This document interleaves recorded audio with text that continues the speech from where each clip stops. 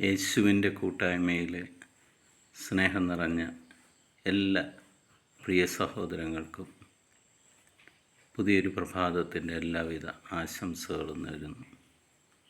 ദൈവമായ കർത്താവ് കൈപിടിച്ച് നിങ്ങളെ ഓരോരുത്തരെയും എഴുന്നേൽപ്പിച്ചതിനും ആ ദൈവത്തോട് ചേർന്ന് നിന്ന് ദൈവവചനം കണ്ടുകൊണ്ടും വായിച്ചുകൊണ്ടും കേട്ടുകൊണ്ടും ഒരു പുതിയ ദിവസം തുടങ്ങുവാൻ നമുക്ക് അവസരം തന്നതിന് ദൈവത്തിന് നന്ദി പറയാം.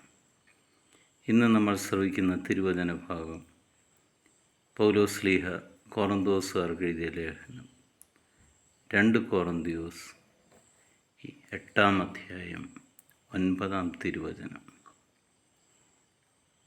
നമ്മുടെ കർത്താവായ യേശുക്രിസ്തുവിൻ്റെ കൃപ നിങ്ങൾക്കറിയാമല്ലോ. അവൻ സമ്പന്നനായിരുന്നിട്ടും നിങ്ങളെ പ്രതി ദരിദ്രനായി, തൻ്റെ ദാരിദ്ര്യത്താൽ നിങ്ങൾ സമ്പന്നരാകാൻ വേണ്ടി തന്നെ. ലോകത്തൊരിടത്തും നടക്കാത്ത ഒരു കാര്യം. ഒരു സമ്പന്നനും മറ്റുള്ളവർക്ക് വേണ്ടി ദരിദ്രനായ ചരിത്രമില്ല. തൻ്റെ മക്കളെ ഓരോരുത്തരെയും സമ്പന്നരാക്കാൻ വേണ്ടി യേശുക്രിസ്തു നമ്മളെ പ്രതി ദരിദ്രനായി ഈ ഭൂമിയിൽ ജീവിച്ചു.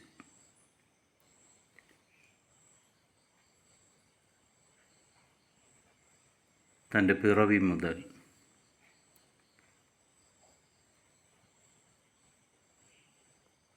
മരിച്ചതിന് ശേഷം അടക്കപ്പെട്ടിടം വരെ ദരിദ്രനായി തന്നെയാണ് ഈശോ നമ്മൾക്ക് വേണ്ടി ജീവിച്ചത്. ആ ഈശോയെ മുന്നിൽ നിർത്തിക്കൊണ്ട് ആ ഈശോയുടെ കൃപയിൽ നമ്മൾക്ക് ജീവിച്ചുകൊണ്ട് അവനോടൊപ്പം ചേർന്ന് നിന്ന് സമ്പന്നതയിലേക്ക് ഉയരാം.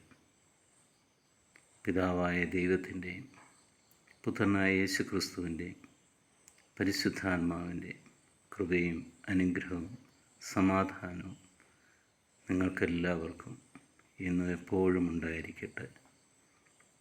യേശുക്രിസ്തുവിൽ നിങ്ങൾ ഇന്നു മുതൽ സമ്പന്നരായിത്തീരട്ടെ. ഈശോ മിശിഹായ്ക്ക് സ്തുതിയായിരിക്കട്ടെ.